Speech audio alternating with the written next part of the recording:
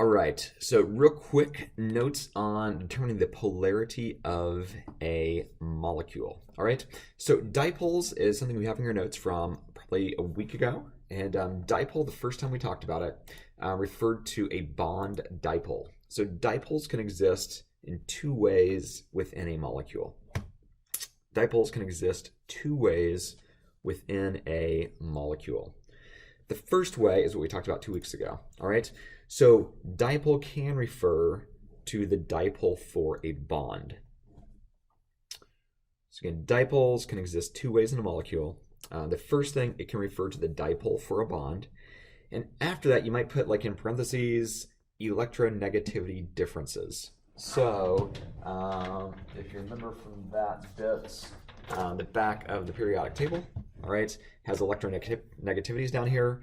And if we take the difference between two different atoms and it's between 0.3 and 1.7, we say we have a polar bond.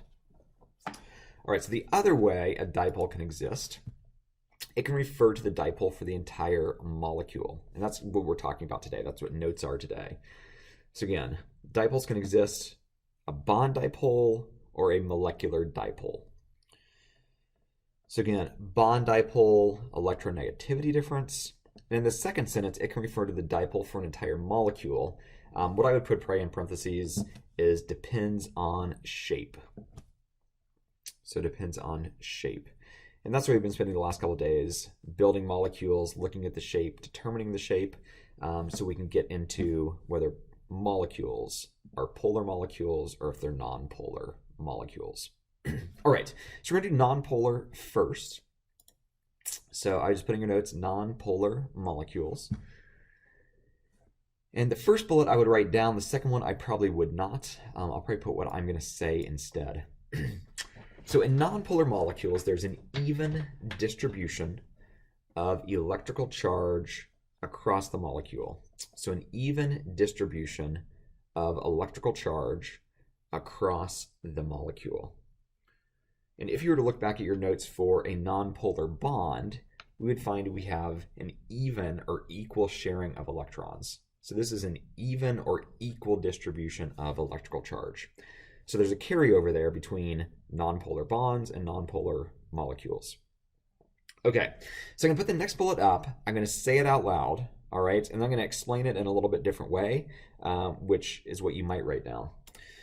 So in a nonpolar molecule, often there are polar bonds within a nonpolar molecule. Okay, so polar bonds exist, but the shape, the molecular geometry, the shape of the molecule causes electrons to be attracted equally in opposite or in all directions. So for example, on the second page of your activity, you have CO2. I forget where it is, towards the bottom maybe of that page. But CO2 looks like this. It's a linear shape. If we were to look up the electronegativities of C and O, we would find that O is more electronegative. So we would draw an arrow going to this O, and we draw an arrow going to that O. So if you think about this in terms of tug of war, if red is pulling to the left and red is pulling to the right equally, does this molecule move? And the answer is no. So I would put in your notes, if it does not move, it's not polar. Okay? If the molecule does not move, it's not polar. So if it's not polar, it means it's non-polar. It means electrons are being attracted equally in all the directions possible. So in this case, it's only to the left and to the right. But if you had like a trigonal planar, you might have up and kind of down and kind of down, kind of like a triangle shape. All right. So that'd be, we think of opposite as like, left, right, up, down. But in all directions might be 120 degrees away from each other. All right. So if it does not move, it's not polar. Here we go. Next slide. Dipoles are symmetrical and cancel out. So I have another molecule here. It looks like CCl4. I think CF4, bottom of your second page, would be identical to this. They'd still be greens because they're all halogens. So in this case, we have a tetrahedral shape, and chlorines or fluorines are more electronegative than carbon. So there'd be an arrow going that way towards me, kind of down, kind of up.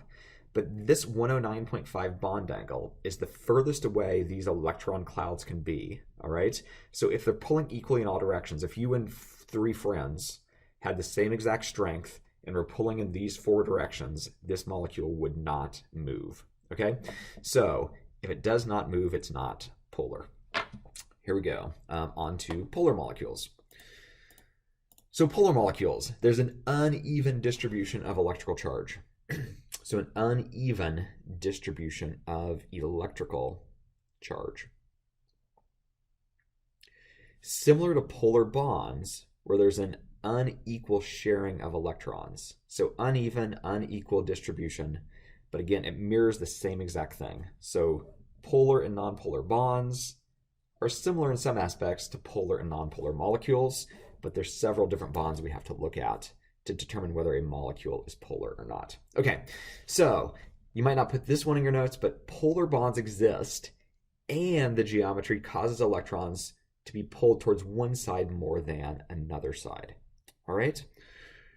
So if we're doing tug of war again, so if I take my tetrahedral molecule and I replace it with a hydrogen instead of another halogen. So now if you look at your electronegativity tables, C is more electronegative than H. So now my arrow is pointing towards C. And then from C to my three halogens, it's all pointing in this direction as well. So everybody is pulling this way.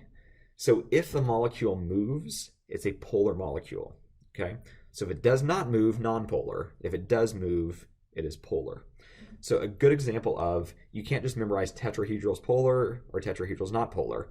No, sometimes tetrahedral, if I put this back on, is nonpolar, okay? However, if I replace it with an H, now this is not pulling at all, it's actually pushing, so all the electrons are going towards the halogen side, okay? Another example of this would be water. So something kind of like this, okay? So we know this shape is bent. There's a nice, if I kind of put dipoles here on my drawing, there's kind of a dipole going up towards O, up towards O. So the combinations, the net change of those dipoles is just a straight arrow going towards O. So this molecule is moving towards the O side of the molecule. So we would say this side is more negative than this side, all right? Just like we did with dipoles with polar and nonpolar bonds. So if the molecule moves, it's polar. If the molecule does not move, it's not polar, okay? Or we would say it's non-polar. I think that's pretty much it. I think there's one more slide. Again, I kind of already made this one with like the white on top, okay? Kind of you have arrows going around, and the net result of an arrow going straight down and kind of, it just is a bigger arrow going down. So the halogen side is negative, partially negative, and the hydrogen side is partially positive. So that is it. Again, if you're in class, you might rebuild some of the molecules if you can't see stuff in 3 dimensions. But on the quiz and on the test, you'll be building. You'll know what the colors are, so you can build. And based on what you build, that's probably how I would determine whether something's polar or not. Otherwise, you have 50-50 shot. So anyways, the last column you can now do on the activity. You just put yes or no, or P for polar, NP for non-polar. But however you want to answer that last column. All right, so hopefully that was helpful for discussing polar molecules.